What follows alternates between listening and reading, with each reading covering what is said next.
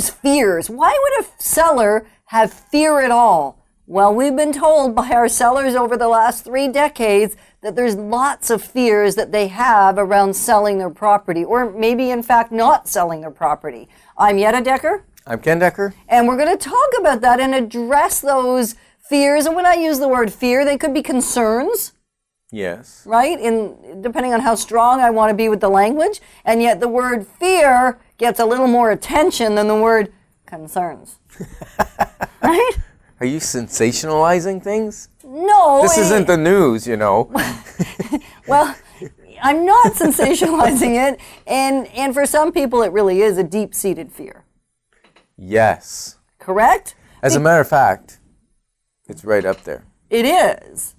Because moving in general is in life one of the top 3 stressors that people experience. What are the other 2, Yana? Let's see. Death and marriage? Family situation? Change? Yeah.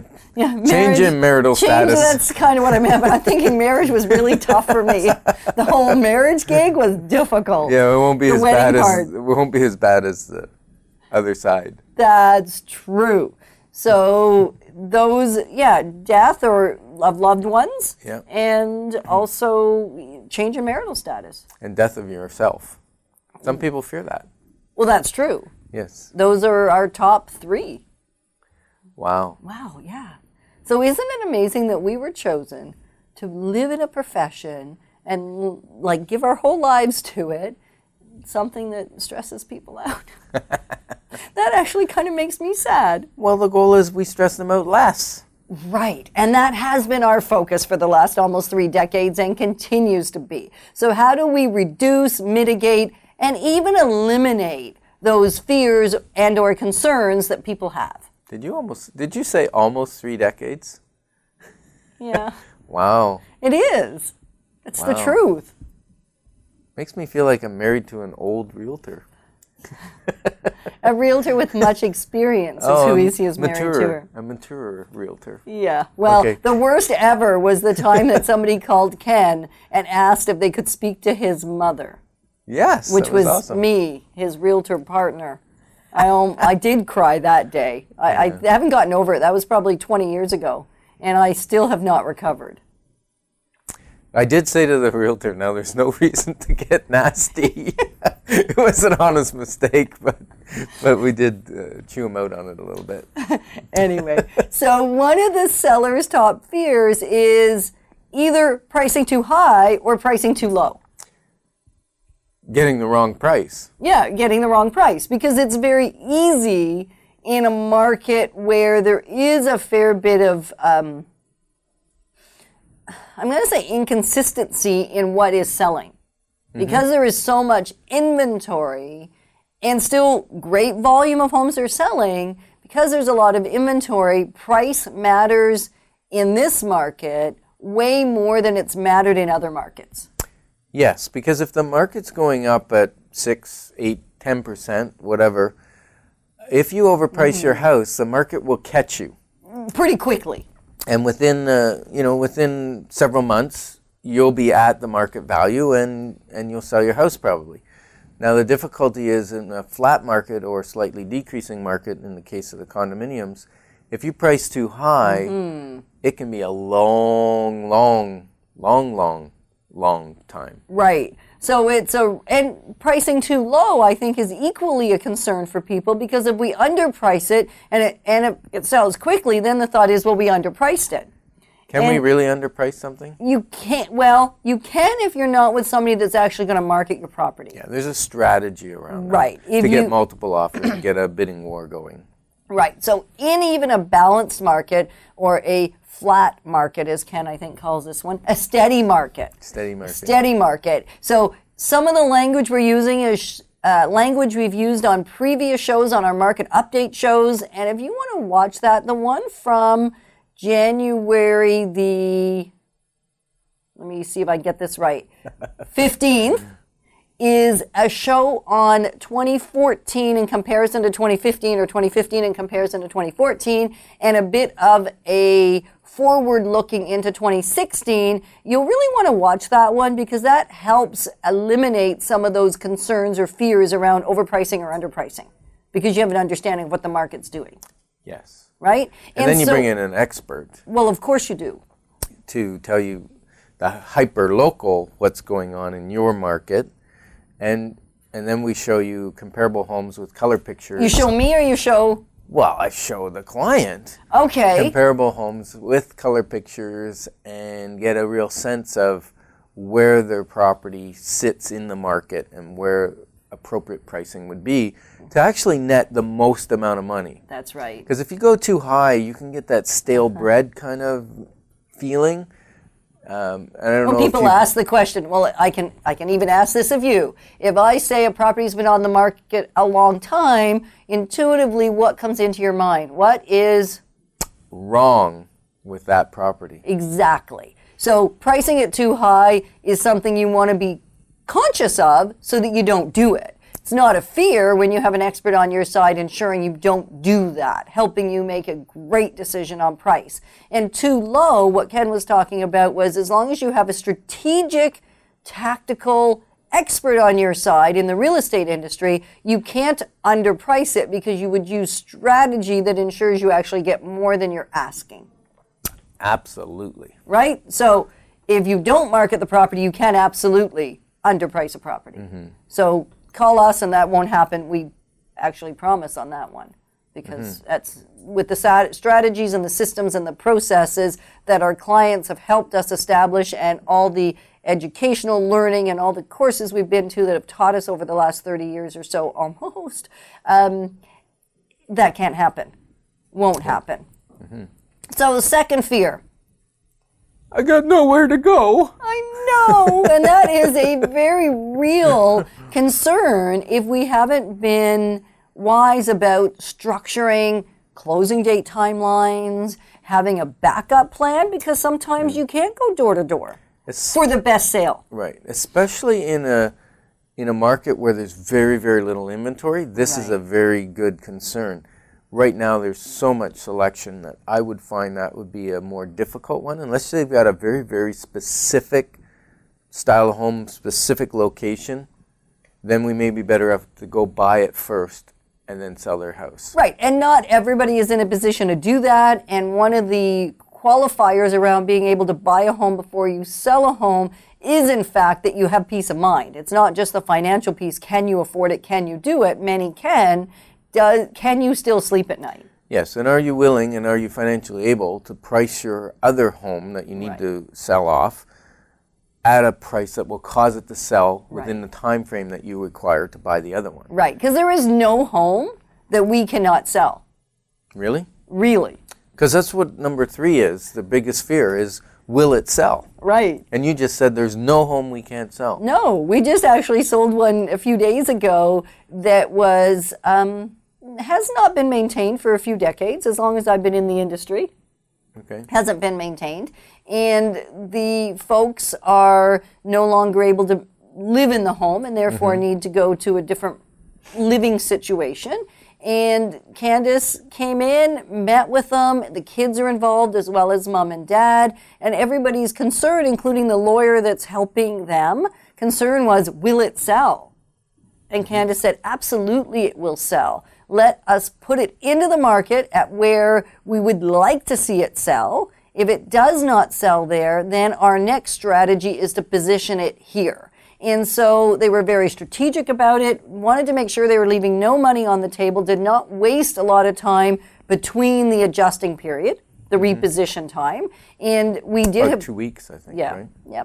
And we had good activity that first 2 weeks and yet no offers. And so Candace said, so absolutely, let's follow through on the strategy we've already laid in place. And let's not worry. And within a couple of days, the property did sell. We did have more than one interested party. We did get great value for the property. And the comment that the lawyer said to Candace when she sent the paperwork over is, the kids had been in talking to me and telling me that they didn't think it was going to ever sell. how did you sell How it? did you sell it in 3 weeks? Right. Right over the Christmas season. Yeah. And so it was being strategic about the marketing and about positioning, about who we exposed it to, about the negotiating process, because we held our ground when we actually did get an offer. And so, which wasn't very long. So will it sell? The answer is, if you're listing with the Dekker team, take our counsel, work with us, we work with you, you work with us, it will sell. We just sold another one for just shy of $1 million in less than 30 days, which often is a difficult price point. And again, they took our counsel. They wanted to price it here. We recommended here based on the market, based on the location, based on what's happening, and based on the stats that are available. And it was awesome. Yeah. And we have a very long closing. So we were even able to answer their question of nowhere to go because we were able to negotiate a very long closing, giving them ample time to find a fabulous place to go to. That's great. Right? So we handled 2 and 3 all at the same time. Wow. I know. It's a good thing And number one. It's a good thing the door is wide because I can get my head through it still. Oh my goodness. If our clients didn't cooperate with us, we couldn't do anything. So it's actually you that's causing the properties to sell, and we're Right. grateful for that. Number 4. Fixing the wrong thing or spending too much money on my house on the wrong things. Yeah. It happens a lot It does happen a lot when they don't get counsel early. early. And so we're finding our clients that we've worked with before and those that we've built great relationship with, people that are maybe thinking even a year, 2 years out. I know just yesterday Candace went to see somebody that's 2 years out, and I went to see somebody that's quite a ways out as well.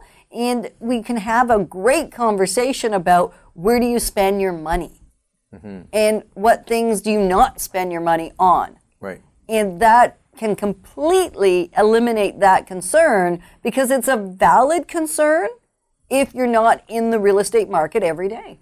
And in fact, in the almost 30 years I've been in the industry, there's been a shift in what things I would recommend you change and what things you focus on.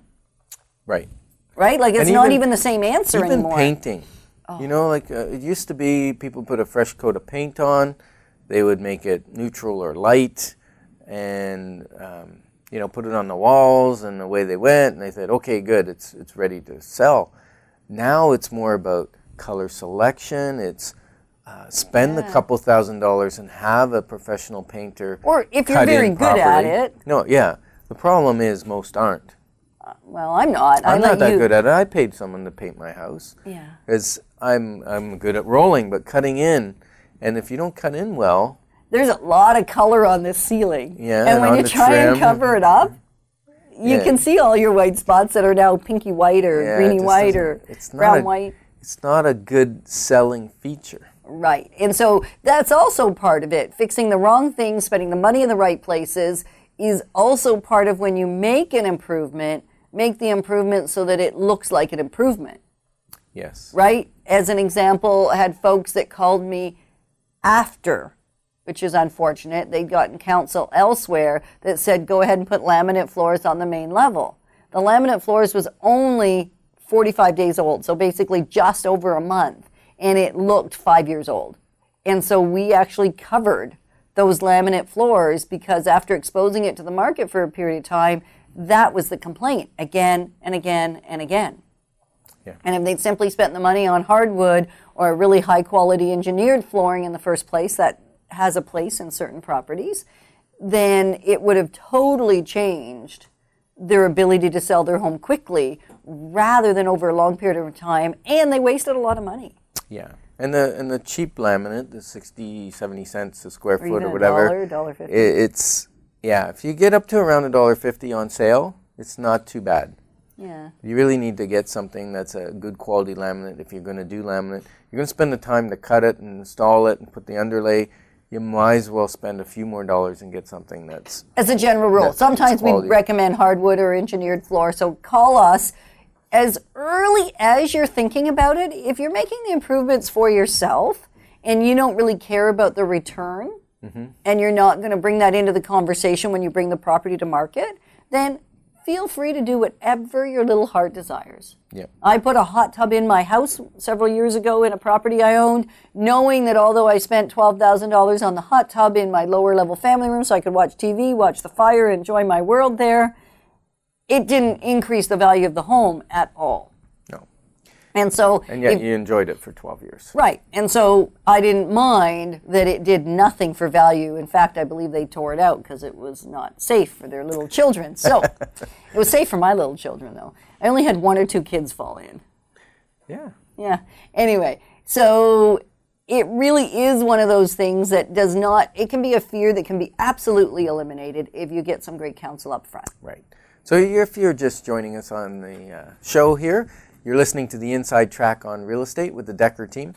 And today's show is Seller Fears. Right. And we're actually not just pointing out the fears, we're addressing how we can... Oh, is that what we're doing? Yeah. Eliminate, mitigate, get rid of, or greatly reduce. Support, encourage, counsel, and help. Bring Kleenex.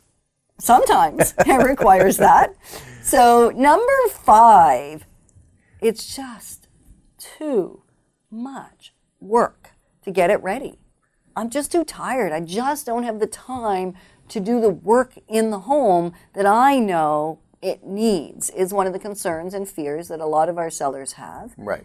And the answer to that is? Well, we have 2 strategies. Right. One is you can price it appropriately, Absolutely. which will take that into effect. Yeah. Or you can spend some money, have someone else do the preparation, the cleaning, the painting, the trim work, whatever needs to be, any delayed maintenance done up. And what will happen is we can even give you a price that we believe will be without the work and after the work. Right. And sometimes the price after the work is more than the cost of the work. And sometimes people aren't willing, even when they know they make a couple extra $1,000, they're still not willing to go through the headache, the just stress level of having your world turned upside down while contractors are in painting or changing flooring or whatever. And then we just price appropriately. Right, and we don't want to turn your world upside down, so we want to do everything we can to get you in touch with the right people to make sure that that doesn't have to happen. And sometimes what our clients choose to do is maybe they have a little bit of energy to do a little bit of work, so they can do some of the work and then the contractor can do some of the work, because there may be certain things that are easy for them to do that really doesn't exhaust them or de-energize them. So we just come up with a plan as to how to attack those things. Number 6. Safety. Yeah. Now, when we say safety, are they talking the personal safety, safety of their belongings? I think it's all of the above. Right. And well, that's one of the reasons to hire a realtor, because if you don't hire a real estate agent to bring the clients in, you're opening your home to you don't know who. Right. And you might be there by yourself or whatever, bringing somebody through. You haven't checked their ID, you don't know who they are, you have no relationship with them. It's a scary thing. It can be a scary thing. The other thing is safety around your belongings. We'll suggest certain things to put away, pack up, lock up, put into a safety deposit box. Don't leave jewelry and cash, that kind of stuff laying around. Please no. Kind of common sense stuff. Yeah. But when you're living in your house, you don't generally think of that sort of stuff because you're not bringing strangers into your home. Right. So same thing with open houses. We have recommendations. We're always there. We're there for every showing. We open the house, we lock the house. A realtor is there. Yes. Not necessarily Ken Dekker. No. Okay. A real estate agent is with every client that goes into the house. And a real estate agent has had to go through several hoops to ensure that they are ethical and honest and adhere to guidelines and procedures, have criminal police check done. So, I mean, there is a level of safety just by having a third party that does have a professional designation as well as has been really looked at by the law. Screened. I was going to say scrutinized, and I was thinking that's a little intense maybe, and yet that's really what happens when you come into the industry, and we have to continually re-educate ourselves as well as re-license and reinsure and all of that. So that helps with the safety piece a lot. Right. Now, number 7 it's going to take too long to sell my house. Right. And too long is relative. Yeah. And a very real concern and fear for a lot of people, because it takes a lot of work to get it on the market. And it takes a lot of work, even more work, to continue to keep it in great condition while it's on the market. Especially if you have children, special needs, or kids, adults, or dogs, or whatever, dogs, pets. Best to send them on a holiday, actually. Well, you can't always do that. Well, I'll just give you an example. Please do. Showed a $900,000 home to a client. They liked it. Next time they're coming back with their spouse. We showed up during our time frame that we were allowed. The seller thought we'd already been there for whatever reason. I don't know why. They came back home. They had 2 dogs. We walk in the door. The dogs are jumping on us, nipping at our fingers, and the clients ruled out the house. And I don't know if it was partially because of that, because maybe they're not dog people. Well, they're not. And that really turned them off. Yeah. Yeah, so taking your dog on a vacation is not, taking the grandma or grandpa's or whatever when you have showings, it's an important piece. Well, and one of the things I talked to one of my sellers about just last night was they have a dog. Their house does not smell like dog. The floors are not scratched. It looks very nice. The walls are not marred. Like, there's no evidence of their little kids and the dog from a damage to the house. There's evidence in terms of dog food and dishes and dog bed and kids' toys and those kinds of things. And yet, if when they put it on the market for showings, to roll up the dog bed, tuck it away, get the dog food dishes away, and that kind of thing, cat litters out of sight, because when people see them, often what will happen is they now can smell what really isn't there to smell. Right? So they've attached a negative to something that isn't even evident in the house. Yeah. It's that psychosomatic, that psychological gig in your head going on. So if I see dog food, now I can smell dog in the house. Yeah. And so things like that can actually reduce greatly how long it takes to sell your home. Yes, little steps. Little teeny steps. And part of not taking too long to sell your home is also ensuring that we work with you strategically to ensure that the price is right. Condition matters significantly. The marketing we do, and we know how to handle that. So back to number 3, will it sell? The answer is yes, with our strategies and our marketing. And then also, it's got to be priced in the right realm. Which is back to number 1. Yeah. So number 8 is I'm too attached to my property. Yeah. And that can be really hard. I've been here a long time, or the kids grew up here and now they're moved out and the memories are here. And what I've realized is that the memories are in your head, they're not in the house. Right. And a perfect example of that was when we were making a move. Our son actually was a teenager at the time. We had consulted with the kids because we'd been in the home a really long time. Everybody agreed to the move, and yet on moving day, I found him in his bedroom, sitting on his desk. Of course, he was sitting on the desk, not on a chair, because the chair had already been moved out. The desk was still there, so he was sitting on the desk, and I said, "What's up, bud?" And he was beyond himself because of the memories in that house.